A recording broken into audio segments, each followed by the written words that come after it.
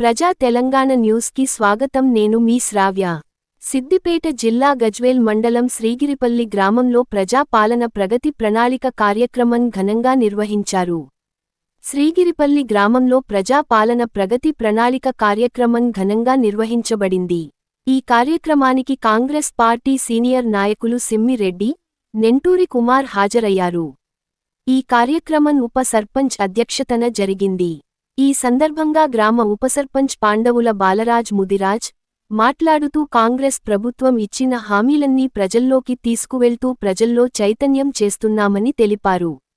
ఈ కార్యక్రమంలో కృష్ణ ముదిరాజ్, వెంకట్ ముదిరాజ్, భాస్కర్ యాదవ్, హరీష్ గౌడ్, పెద్దోళ్ల బాలయ్య, ఏముల రాములు, పొట్ట మల్లేష్, కాంగ్రెస్ పార్టీ గ్రామ అధ్యక్షులు దాసరి వెంకటేష్, చిత్ర ఆర్ట్స్ నర్సింలు, పొట్ట రాజు, చేబర్తి వెంకటేష్, పొట్ట కరుణాకర్ పాపయ్య, తిమ్మకపల్లి రవి తదితరులు పాల్గొన్నారు. అలాగే శ్రీగిరిపల్లి గ్రామ పాలకవర్గ సభ్యులు, గ్రామస్తులు మరియు కాంగ్రెస్ పార్టీ కార్యకర్తలు పెద్ద సంఖ్యలో హాజరై కార్యక్రమాన్ని విజయవంతం చేశారు. రాష్ట్రంలో కాంగ్రెస్ ప్రభుత్వం రేవంత్ రెడ్డి గారి నాయకత్వంలో ప్రజాపాలన ప్రగతి ప్రణాళిక గ్రామ సభల ద్వారా గ్రామాలను అభివృద్ధి ధ్యేయంగా చేపడుతున్నటువంటి సంక్షేమ పథకాలను ప్రజల్లోకి తీసుకెళ్లాలని ఈరోజు రాష్ట్ర ప్రభుత్వం ప్రయత్నిస్తుంది.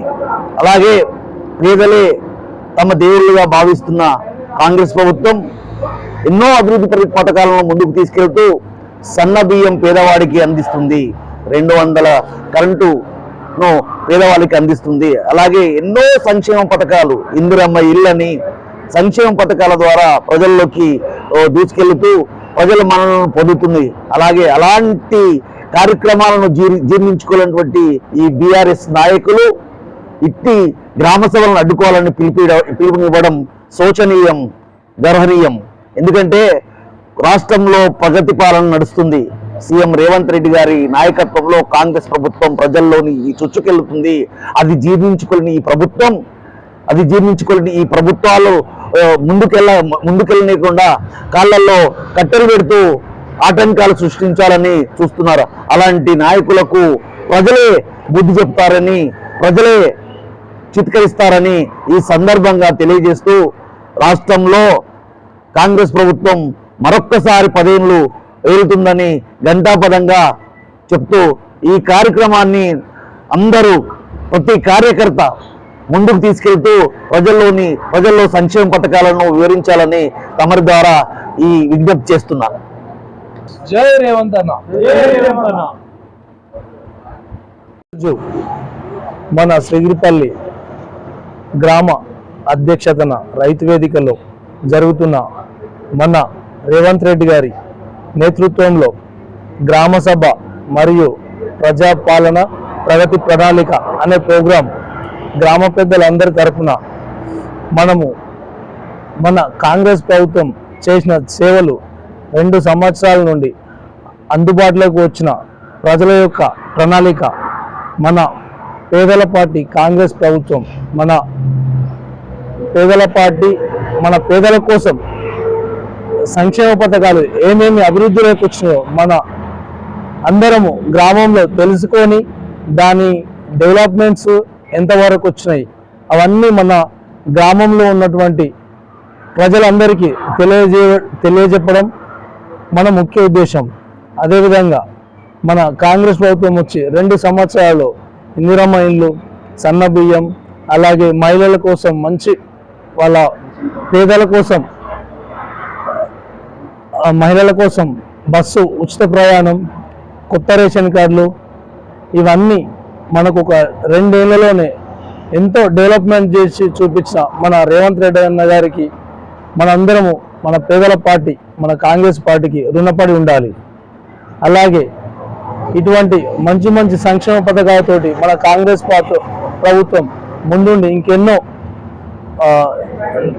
అభివృద్ధి పనులు చేయాలని మనస్ఫూర్తిగా కోరుకుంటున్నాను.